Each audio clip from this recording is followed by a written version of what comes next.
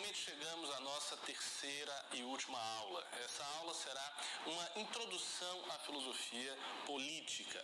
E o que eu vou fazer aqui é um pouco diferente do que eu fiz nas outras aulas, nos outros módulos. No módulo de religião e política, eu dividi a aula em uma análise do Islã e uma análise do cristianismo. Eu fiz uma introdução, um preâmbulo, em que eu falava sobre os motivos pelos quais o assunto me parecia relevante e comecei a analisar, subdividindo os tópicos. Mais ou menos a mesma coisa eu fiz quando eu falei de fascismo e nazismo. Eu subdividi os tópicos, eu fiz um corte histórico no assunto e comecei a abordar a economia do fascismo, a economia do nazismo, a estrutura político-administrativa do nazismo e do fascismo. Eu fui fazendo esses cortes temáticos e abordando como se fosse uma estrutura de vários cortes. Na introdução à filosofia eu vou fazer diferente. Eu vou seguir o fio de um raciocínio central que me parece fundamental para que a gente entenda o que é a filosofia política, por que ela está em decadência no nosso tempo e quais são as grandes tentativas, os grandes esforços de restaurar a noção de filosofia política. E para isso eu me baseio sobretudo neste autor aqui, Leo Strauss, ou Léo Strauss. É um autor já conhecido no Brasil, ele foi traduzido amplamente pela Realizações. Vários livros do Strauss já estão traduzidos pela Realizações. Então a gente tem o comentário que ele faz à obra de Xenofonte, no Da Tirania, que está traduzido, as cartas que ele trocou com um outro pensador muito conhecido do campo da direita, que talvez alguns de vocês conheçam, que é o Eric Voegelin. Leo Strauss e Eric Voegelin foram contemporâneos, trocaram correspondência, conversavam a respeito dos mesmos temas. Tem também traduzido dele a Filosofia Política de Hobbes, as reflexões sobre Maquiavel, este livro aqui, uma introdução à filosofia política, e a gente aguarda que toda a obra do Leo Strauss seja traduzida para o português. O Leo Strauss é um pensador extraordinariamente importante. De todos os pensadores políticos que foram traduzidos nessa leva da nova direita, eu posso dizer que Strauss e Eric Voegelin são os mais importantes. Outros são notáveis, como Roger Scruton, Theodor Dalrymple, Russell Kirk. Todos eles são notáveis, mas Leo Strauss e Eric Voegelin, no meu juízo, ocupam um outro patamar. Eles se encontram em outro patamar. Por quê? Porque foram dois grandes espíritos europeus de formação europeia que foram aos Estados Unidos no contexto da ascensão do nazismo, fugindo da ameaça nazista. Eles emigraram para os Estados Unidos, como vários estudiosos, vários cientistas fizeram naquele período dos anos 30, dos anos 20, o início da ascensão do nazismo, até quando começou a guerra, em 1939. Então houve uma fuga maciça de intelectuais para os Estados Unidos, e lá nos Estados Unidos eles construíram a sua obra. Strauss, em particular, foi muito influente e é até hoje muito influente no establishment acadêmico e intelectual norte-americano. É absolutamente impossível entender a trajetória das últimas décadas do conservadorismo americano se a gente faz abstração da obra de Leo Strauss. Ela é uma obra capital em toda a trajetória do pensamento conservador nos Estados Unidos, e isso se dá em duas dimensões. Não se dá apenas na dimensão intelectual, se dá na dimensão política, prática também. Porque muitos dos alunos de Strauss foram políticos, foram homens políticos, foram homens de ação. Então você teve pessoas que foram influenciadas pelo Leo Strauss no governo Bush, no governo Reagan, e há uma corrente de pensadores e de homens de ação política nos Estados Unidos que é a corrente straussiana. Muito se fala a respeito da influência de Leo Strauss, em que medida essa influência foi recebida de forma correta, se ela foi distorcida, se não foi, aonde ela se encontra. Eu sei que eu mesmo sou muito influenciado pelo Leo Strauss. Eu li cerca de uns 50% a 60% de toda a obra dele. Tenho para mim que é um dos maiores pensadores da filosofia política no século XX, e a minha própria abordagem, minha abordagem pessoal, o meu olhar da filosofia política é muito influenciado pelo olhar de Leo Strauss, né? Eu não posso dizer que eu sou exatamente um straussiano, mas eu sigo as pegadas dele. E qual é a essência do pensamento de Strauss? A essência do pensamento de Strauss está exposta em um ensaio intitulado O que é a filosofia política. Esse ensaio se encontra neste livro aqui. Não é um ensaio muito longo, é um ensaio bastante curto e sintético, mas é muito importante porque ele fala de todas as principais ideias dele nesse ensaio. Então ele serve não apenas de introdução à filosofia política, mas também de introdução ao pensamento do próprio Leo Strauss. E a ideia básica dele é a seguinte: ele vai defender um retorno à filosofia política clássica. Ele vai dizer que a filosofia política entrou em declínio, que existem três fases da modernidade. A primeira fase com Maquiavel e Hobbes, depois a segunda fase com Rousseau e finalmente a terceira fase com Nietzsche. Estas três fases da modernidade obscurecem e afastam o ideal de filosofia política, que no entender de Strauss era um ideal voltado para a criação da sociedade virtuosa, do bem comum. Então o estadista, segundo a filosofia clássica, e nisso assim são iguais Platão e Aristóteles e toda a filosofia clássica posterior, o estadista é alguém que está voltado para o bem comum, voltado para a virtude, voltado para implantar e possibilitar o florescimento de uma sociedade virtuosa. Ele não é jamais um mero técnico da política. O objetivo dele não é se manter no poder a todo custo. Então a filosofia política clássica não tem essa abordagem maquiavélica, técnica, de fornecer ao governante os meios dele se manter no poder, que é exatamente aquilo que Maquiavel vai fazer no Príncipe. Quer dizer, o Príncipe é um livro tão revolucionário porque Maquiavel, pela primeira vez, rompe por completo a tradição da filosofia clássica e começa uma filosofia política moderna, na qual ele vai fornecer os meios técnicos do governante se manter no poder. Então ele vai descrever como se dá a formação dos principados, da república, quais são as virtudes que o governante deve possuir, mas essas virtudes têm muito pouco a ver com a noção clássica de virtude ou arete. Não se trata aí de uma excelência moral, ou de uma excelência espiritual, ou de uma excelência voltada para o bem comum. Trata-se de uma habilidade, de uma sorte de mistura entre força e sutileza que o príncipe deve possuir. Maquiavel tem aquela frase clássica, segundo a qual o príncipe deve se comportar como um leão e como uma raposa. Ele deve ser forte como um leão e astucioso como uma raposa para enfrentar os seus inimigos, enfrentar os reveses da fortuna, ou seja, os reveses da sorte que porventura lhe acometam, e conseguir se manter no poder. Quer dizer, esta visão técnica da filosofia política, que é inaugurada por Maquiavel e analisada magistralmente por Leo Strauss em um livro extenso chamado Reflexões sobre Maquiavel, é justamente para ele o momento de ruptura com a filosofia clássica. Então, o grande esforço da vida de Leo Strauss é recuperar a noção de filosofia clássica. E a introdução à filosofia política que eu vou fazer é basicamente mostrando a vocês os elementos fundamentais da filosofia clássica, dando a vocês um sabor do que é pensar e do que é olhar a sociedade sob a perspectiva dos filósofos clássicos, em especial de dois que eu vou trazer explicitamente aqui para a nossa análise, Platão e Aristóteles. Tanto Leo Strauss quanto Eric Voegelin escreveram extensamente sobre Platão e Aristóteles. No livro 3 de Ordem e História, do Eric Voegelin, ele dedica o livro 3 a Platão e Aristóteles. 80% do livro ele dedica a Platão, aos seguintes diálogos: o Górgias, a República, o Político e as Leis. Então, esses 4 diálogos são as pedras centrais no terceiro livro de Ordem e História, do Eric Voegelin. E, no final, ele dedica um espaço a analisar a noção de bioteoretikos de Aristóteles, de Spoldaios, de homem maduro, e ele faz essa análise em cima da ética a Nicômaco e da política. Ética Nicômaco, aliás, que eu também trouxe uma tradução. Aqui é uma tradução parcial, que foi feita pelo professor da USP, aqui de São Paulo, o professor Marcos Engano.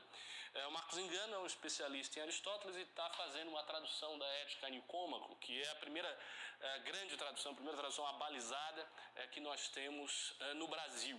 Em língua portuguesa em Portugal há outras traduções, mas essa é brasileira, é nossa, e está sendo feita agora pelo professor Marcos Engano. Pois bem, voltando da minha digressão, o Eric Voegelin vai estudar Platão e Aristóteles no terceiro livro da Ordem e História. Só que a influência de Platão e Aristóteles atravessa toda a obra de Voegelin, especialmente a influência de Platão. Voegelin se via na mesma posição platônica. Quando eu falo de Leo-Strauss, então, eu também posso dizer que a influência de Platão e Aristóteles vai atravessar toda a obra de Leo-Strauss. Há um capítulo nesse livro aqui, Introdução à Filosofia Política, dedicada especificamente a analisar Platão. Existe um outro capítulo no seu livro sobre a cidade, em que ele faz uma análise muito cuidadosa e detalhada da República. E ele vai mostrar que os temas principais da reflexão política ocidental vêm todos de Platão e Aristóteles. Então, de certo modo, a gente está lidando com as ideias desses autores até hoje. Embora as perspectivas da filosofia moderna tenham mudado muito, a gente ainda está vinculado a essa perspectiva clássica, mesmo que obscurecida, mesmo que em declínio, mesmo que com todos os problemas que se pode apontar a ela. A primeira coisa que Leo-Strauss diz no ensaio O que é a filosofia política é que a filosofia política é um ramo da filosofia. Sendo um ramo da filosofia, ele compartilha com a filosofia todas as características do seu gênero e é especificada em função do objeto. Ou seja, a filosofia política é plenamente filosófica e é especificamente política porque toma a política como objeto. Se é assim, entender o que é filosofia política passa por entender o que é filosofia. E aí vem a pergunta inicial que abre este ensaio. O que é filosofia? É difícil dar uma definição simples para essa pergunta, dado que existem várias definições que se justapõem ao longo do tempo. Cada filósofo, de certa maneira, define filosofia de acordo com o seu sistema ou com o seu estilo de pensamento, mas uma definição etimológica muito simples, antiga e que se tornou clássica, nos parece ser o guia para a gente achar a explicação disso. Filosofia é a busca da sabedoria, é o amor pela sabedoria, é o desejo, o anelo da sabedoria. E o que significa dizer isso? Significa dizer que o filósofo ele não é sábio. Se ele fosse sábio, ele não precisaria da sabedoria. Ele é alguém que está permanentemente ansiando algo que ele não consegue atingir. O filósofo não se torna plenamente sábio. E ele sabe, ele percebe que ele não poderá se tornar e ainda assim ele almeja a sabedoria. Quando Sócrates parte para realizar a sua missão na Atenas clássica, ele o faz porque ele recebe a seguinte notícia, a seguinte informação do seu amigo Querefonte, que foi perguntar ao oráculo de Delfos quem era o homem mais sábio de toda a Grécia. E o oráculo vai dizer, é Sócrates. Ele, que achava que não era tão sábio assim, se propõe a examinar as palavras do oráculo. Ele não vai simplesmente aceitar as palavras do oráculo, mas ele vai dar um passo adiante. Ele vai examinar essas palavras, ele vai verificar se ele mesmo é o homem mais sábio da Grécia. Como ele fará isso? Ele fará isso através da ferramenta filosófica por excelência, do diálogo. Ele vai começar a dialogar com homens reputados como sábios, com homens com fama de sábio pela Grécia, e vai mostrar que esses homens não são verdadeiramente sábios. E por que eles não são verdadeiramente sábios? Porque eles não sabem nada? Porque eles são totais ignorantes, estão numa névoa de ignorância? Não, eles sabem muitas coisas. Eles sabem a sua arte, eles sabem o seu ofício, eles sabem a sua profissão, eles sabem coisas simples, mas lhes falta o conhecimento da natureza das coisas. E o que é o conhecimento da natureza das coisas? É o conhecimento do que as coisas são. Assim, a pergunta principal dos diálogos platônicos, a pergunta que Sócrates faz aos seus interlocutores e a partir da qual ele vai espremendo esses interlocutores como se estivesse espremendo-os contra a parede, justamente para extrair a sabedoria deles, é a pergunta sobre o que é isto, tieton em grego. O que é a justiça? O que é a verdade? O que é a sociedade boa? O que é o conhecimento? O que é o bem? O que é a amizade? Os diálogos platônicos, todos eles, se deparam sempre com essa pergunta. O que é isto? E por que essa pergunta é tão importante para a filosofia? Porque perguntar o que é uma coisa é perguntar pela natureza da coisa, por aquilo que ela não parece, não aparenta, mas por aquilo que ela é verdadeiramente. E a ideia de uma coisa ser verdadeiramente algo, ou seja, ter uma natureza que está ali, pode ser investigada e pode ser conhecida pelo filósofo, isso é o núcleo da filosofia. É a busca da natureza das coisas. Então, se esse é o núcleo da filosofia, o núcleo da filosofia política clássica não poderia ser senão buscar a natureza da sociedade política. Qual a natureza da virtude política? Qual a natureza do bem comum? Qual a natureza da sociedade política? Qual a natureza do estadista? O que é o estadista? O que é o homem político? Essa questão é colocada no diálogo de Platão, O Político, que é uma longa investigação sobre o que é ser um estadista, o que é ser um governante. Simplesmente um governante é aquele que governa? É tão simples a definição? Ou existe um governante que é naturalmente apto para governar? Que governar bem, que governar em conformidade à natureza do governante é aquilo que ele faz. Essa é a pergunta que Platão se coloca no diálogo O Político. Então, é essa perspectiva da filosofia clássica, sempre perguntar a natureza das coisas. E isso se dá numa missão, e numa missão que Sócrates vai levar a cabo. Antes de Sócrates, a filosofia chamada pré-socrática era uma filosofia da natureza.